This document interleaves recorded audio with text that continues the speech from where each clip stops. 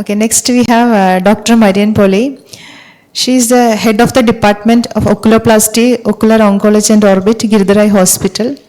Madam will be presenting on the what we will do next when the Botox fails. Welcome, ma'am. Thank you, Dr. Shepin, for the opportunity. And primarily this session is called orbicularis session. We are basically discussing on one side it is paralysis, on one side it is overaction. So session on orbicularis. So when botulinum toxin fails, there are many options. Either we can do surgery or a pharmacotherapy or photochromatic modulation. So what is photochromatic modulation? We know most of the patients come to us when they go to the light, their spasms are getting much more and they can't even open the eyes. So this is sunglasses always we prescribe, but that is not really very effective. This is special lens, that is FL41 lens tint, and it is rose colored. I tried my level best to get in India, but actually it is not marketed in India. It is in US and UK, and some relatives they can get them for the patients. These glasses were given to patients with migraine headaches, because migraine, when they are exposed to very severe light, they will get migraine attacks. The mechanism is this glasses increases the intensity of light that blepharospasm patients can tolerate, and also reduce their eyelid blink rate. So this is actually very useful if you can get it. So if you see the botulinum toxin is not really working well, or they are not very happy, the next thing what I do is like get an opinion from the neurologist, primarily to see any medical management would be a help to him, especially dopamine agonist, GABA agonist and anticholinergics. The problem is the disadvantages, like there are all those sedation side effects. And when I send a neurologist and they take medicine for 1 month, patients will come back and tell, doctor, after taking that medicine, I can't even get up. So no reason for going out. So that's the problem with all these neuro medications. So most of the time, they will not tolerate the medicines. So coming to surgery, the indications are apraxia of lid opening associated with the blepharospasm, true failure of Botox, and patients who refuse Botox injections, or those who cannot afford injections in every 3 to 4 months of life, or like 6 months. So in my practice, primarily 1 and 3 forms the major indications. True failure of Botox is extremely very rare. It is seen only in less than 2% of cases. And to assess the failure, you can inject 10 units of Botox in a forehead, write it, and see the response. And the patient is, if no response, that means the patient is immune or refractory to the toxin. So what is the aim of the surgery? The surgery is basically removing the orbicularis, that is orbicularis myectomy. You cannot eliminate the full spasms, because 100% cure you cannot offer at all. So the aim of the surgery is to improve the functionality in patients affected with blepharospasm. That is, for example, the people who are drivers, they can't drive in bright light. So the aim is to make them drive. Then reduce the severity of the spasms. Some patients will blink very forcefully. So in that case, you can at least reduce that severity of the spasms. Then third thing, you can increase the period between botulinum injections. So it reduces the hospital visit as well as the financial aspect also. The fourth thing is it improves associated eyelid changes found in patients with blepharospasm, like ptosis, redundant skin, broad ptosis, etc. So these are the main aim. This we have to tell the patient beforehand, because most of the time patients will come and ask you, is it 100% sure? So you cannot offer 100% anyway. Coming to surgery proper, myectomy can be combined with levator reattachment or frontalis sling or brow lift and blepharoplasty. So all the photo is very familiar in this session. So primarily we are removing the orbicularis as well as corrugator and procerus. So coming to the surgery. Surgery is a very long surgery because lid crease incision. Either you can use radiofrequency cautery or number 15 blade. Then separate the muscle. Here I am separating, incising preseptal from the pretarsal. So now I am moving to the pretarsal orbicularis and stripping off the pretarsal orbicularis with radiofrequency cautery. The incision should go up to the lash bulb. Care should be taken not to create holes in the skin. Then move to the preseptal area. Again, care should be taken to avoid injury to the septa. And remove the preseptal orbicularis. Then go to the lateral raphe. That includes orbital part of the orbicularis also. So lateral raphe orbicularis is removed. Then go to the corrugator and procerus. This area is very vascular because the preorbital nerves and vessels pass through this. Then you can complete with either levator reattachment or frontalis sling. I prefer frontalis sling because if some residual spasm comes, again levator is into action and ptosis can increase. So I prefer frontalis sling in this kind of cases. If you want to combine blepharoplasty, that can be combined. And the frontalis sling is done in the regular Fox pentagon pattern. Post-operative period, even though, in the post-operative period, lots of lymphedema will be there. So I usually put drain, and drain will be removed after 1 day. Then ecchymosis, allosis will resolve in 3 weeks' time. I combine both lids together, especially upper lids. Lower lid I usually do in the secondary sitting if needed, because doing all the 4 lids together is really very cumbersome. It takes too much of time also. So I've done a couple of cases. All the myectomy patients are really doing very well. They are functionally very happy. So this is a patient. You can see the both pre and the post-operative videos. So first is the pre-operative and the second is the post-operative video. The improvement in the spasms as well as the blink. So he was actually a driver and he couldn't drive because of his spasms. So post-operatively he could do his job and he is happy and he still comes for follow-up even after 7 years. In this I have combined myectomy with the frontalis sling.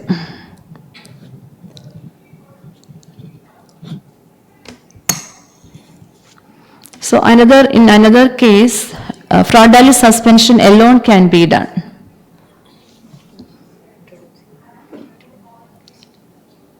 So now you see the spasms on the right side as well as the left side. Frontalis suspension alone versus combining with the myectomy, it needs further study, to be frank. So some cases I do frontalis suspension alone. That depends on, he's actually a very old man. He doesn't go out, but only he wants to read. So that again depends on the patient's functions also. So in this case I did suspension alone and he is doing well at 6 months follow-up. Literature review, see, myectomy was very commonly done before Botox. So once Botox came, actually since the Botox was working very well and the need for surgery was very less. So in all the studies, full myectomy shows around 88% of improvement. It's a very old article published in 1998. And in another article published in 1999, the 5-year probability of Botox is 46%, but the dose is very less. So in all aspects, myectomy works well. Only thing, the cost of the surgery and the time, this is a very long duration surgery. So you have to outweigh Botox versus myectomy, but it really works well. Coming to the next spasm, that is hemifacial spasm. Surgical management, Botox we have listened from Dr. Anju. Microvascular decompression is very commonly done. Sometimes immediate results are very good, but long-term recurrences are common. But again here also it is done by neurosurgeons, skull-based surgeons, but outcomes are not really predictable. So that is again, here also again the cost versus complications of surgery matters.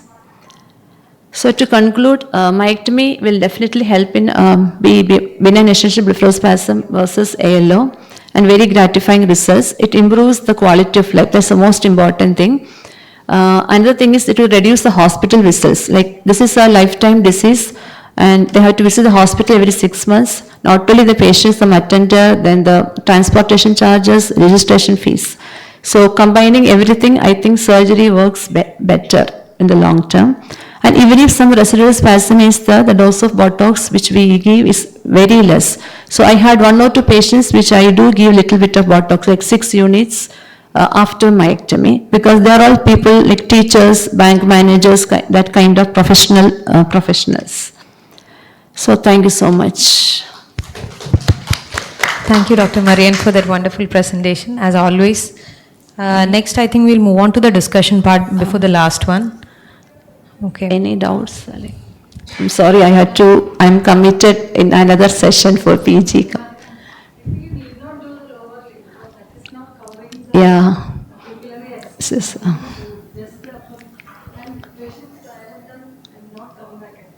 no, they will do well. They will do well.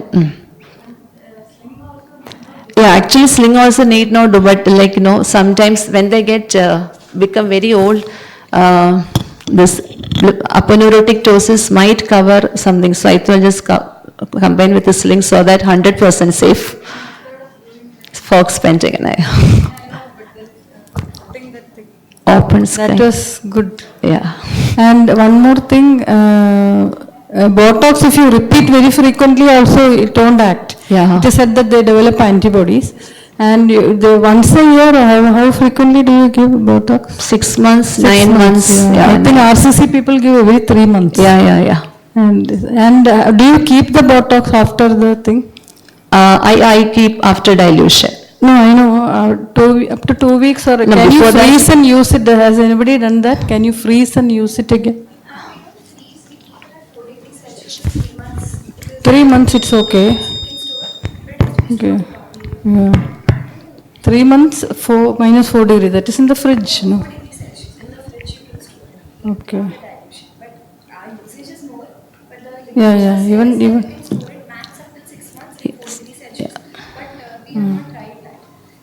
Yeah. We also, but when I go to another, where there are few patients, no, I told them to freeze, but I don't know, for canalicular block, we have used after freezing, but that's small units, no. I don't know if it is effective or not effective. Freezing, I'm not sure, but at 4 degrees Celsius, 3 months, ma'am, we have stored max and it works well.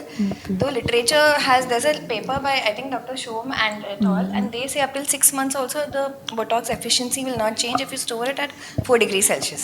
But no don't know, experience yeah. with that. One more I thing, don't know if they're biased also. one more thing I'd like to ask you, ma'am. Do you even remove the corrugators? Yeah, I remove Procedures and the corrugators as well, yes.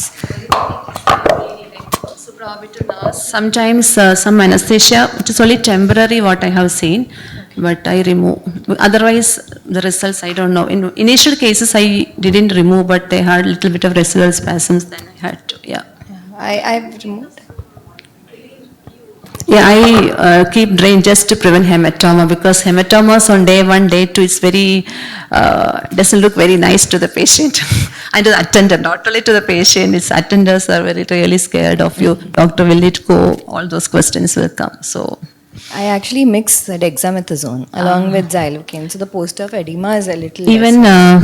5-FU they have started using. In OPRS there was an article. It prevents fibrosis, adherence, all those things. But it's okay. Nice, ma'am. Very nice video. Thank you. Ma'am, sorry, one last question. Any incident of lag of thalmus? No, there is no lag of thalmus after myectomy, and that's 100% sure. And initially, you will keep frost suture for 1 week. I'm putting on with the sling, so I keep frost for 1 week. Then no lag of thalmus. Little bit lag of thalmus, 1 millimeter, 2 millimeter. That will improve at 4 weeks time. Thank you, ma'am. Thank you so much. Sorry, I had to. Thank you.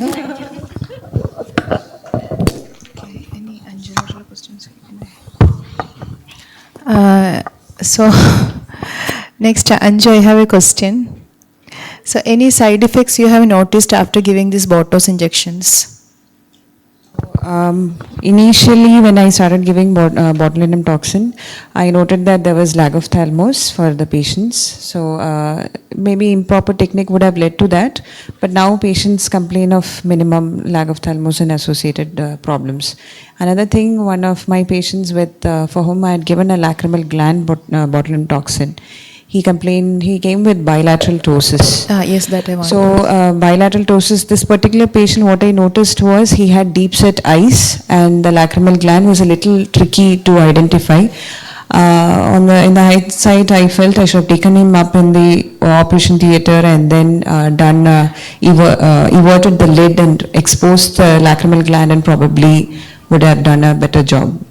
So these are two complications that I felt. And like when we store, I've noticed that for me at least 6 weeks and beyond, the efficacy starts to come down. So the patients come back sooner for a repeat injection. So that's my experience. So far not. Also in that, the picture you have showed in the thyroid patient, that is a very good correction. No ptosis, but the lid retraction was beautifully corrected. So in those patients, is it possible to get a more ptosis? That how to titrate your dose? Since that was my second patient in whom I had done, the first patient I didn't get adequate correction because I had given a transcutaneous one. In this particular patient, I gave a transconjunctival one, both medially as well as laterally. But like you said, it's with injections that you decide on how much each patient requires. This patient, a total of 7.5 units was what I had given. So his correction I was happier with. So you do an imaging before giving for TED? So in what I have noticed is if there is activity, then you can give a triamcinolone acetate, then followed by a Botox after 1 week, that would help better. If there is no activity, then probably, I mean, at least in my cases, Botox was working okay, but very unreliable, very unpredictable results. So the problem is most often patients with active thyroid eye disease, at least in our setup, most of them have associated glaucoma as well. So I have my reservations about giving triamcinolone in those patients, so I resort to botulinum toxin more. So another question is glaucoma, do you see glaucoma in such patients wherein the triamcinolone is given to the LPS? Is that common? Not really.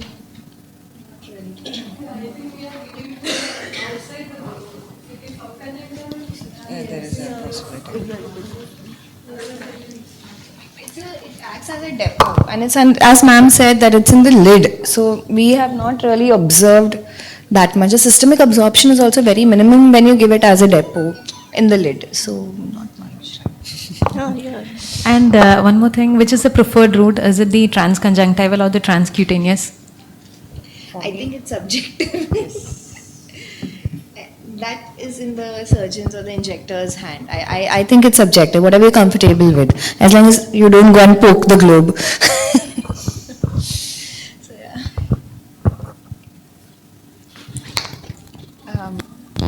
yeah. One question to Soumya. So this I have seen in few cases, in early stages of hemifacial spasm, they will have very limited spasm, mostly only to the orbic. So but later when we see that patients, we can see that they're progressing to hemifacial spasm, like full. So in those patients, how to avoid a confusion between the myokymia and whether to take it as hemifacial spasm? There are reports like myokymia leading to hemifacial spasm. So always keep a track of your patient, even if it is looking like simple myokymia. Ask them to review back if it is persisting more than 2 to 3 months, and follow up and see whether if any extra muscles are acting that time. Ask the patient for a photographic record, because if in case he's not able to come back for a review, he can always see those consecutive videos to you. Those make it very easy for us clinically also to have a record for ourselves and to assess the comparison. I have a question to ask both Dr. Aparna and Dr. Sonam. So do you advise MRI brain imaging in all patients with hemifacial spasm? So mostly when the patient sometimes comes to us, he has already visited the neurologist. So a basic comprehensive neurological examination has already been done. So such patients do come back with an MRI. In addition to the report, if we are interested in more of a periorbital study, then we can always ask for a reporting from the radiologist. But not all, if primarily come, we will assess them clinically, and then in case we feel, we will advise. But most of our patients come through a referral already. think we advise, but based on the history. If you already have a history of facial nerve palsy or you have some CP angle tumor which has been removed, there is a facial palsy there and there might be some aberrant regenerations, then you might not really require to do it. But if it is the first time the patient is coming without a history, then I would prefer, especially if it's a young patient, then why not? Because if there is a compression, microvascular decompression has good results in younger patients. So it's always better to know the cause. So I would advise, though I know it's financially this thing, but. Okay, Anima, what is your opinion on this? Most of the patients who come with very mild spasm, lower lid and all that, no? You ask them, they have lost some sleep, they are under tension. If you give some drops, tell them to relieve the tension, doing yoga. All that will make it disappear. I have had my own relative had that. So after that, if you want for mild irritating spasms, you can give orbicularis. What did you ask? And also regarding imaging in case of... Imaging, mostly we have a neurologist. I don't do routine imaging. Patient is, what is the use of any patient? Did you get any finding after imaging? I don't think so. Nothing that we can correct, no.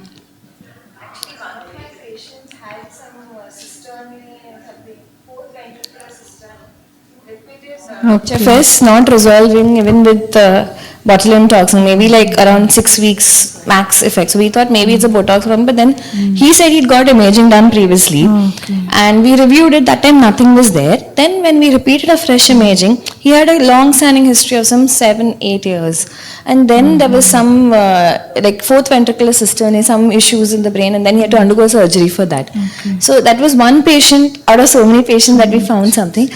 But other than that, only the loop which is compressing over the 7th nerve at the points. That's the main finding, ma'am. So these rare things. Do you do myectomy for what are your patient? Actually, ma'am, we have a grading that we follow, the dystonia grading which is there. If they fall in the grade 3, grade 4, grade 5, which is affecting the QOL, also the severity is more, then we do, ma'am, myectomy. For hemifacial spasm which is not responding to... HFS, we have just done for, I think, 1 or 2 patients. We've not done. Was it effective? No. Dr. Nirmala has done for 1. I have done for 1. It was effective. The main thing was also, one of them was a plastic surgeon who had come, and her main thing was when she's talking to the patients, she doesn't want to keep putting Botox frequently, and patients think that she's winking constantly at her. So for her, it worked very well. She was very happy post this. This patient was operated by Dr. Nirmala. So I've seen her post-op, I've seen her recovery. She was very happy. The patient that I had operated, he's also doing fine. But like you said, ma'am, they come back for follow-up after a long time. They're fine, they won't come back. Yeah. So that is the thing. Your lag of thalmus not there, no much. No, not much, ma'am. I think we should do. I was thinking, why should we take off the whole orbicular? Can we give the cuts like this so that it won't act? No, ma'am. Easier for us. If we don't remove the entire orbicularis, it is still going to spasms will persist. So we have to go all the way till the orbital component, remove everything. Just to remove it, just give cuts so that it don't act together. Just my idea, I don't know. I didn't try, I have not tried. We can try, ma'am. Thank you.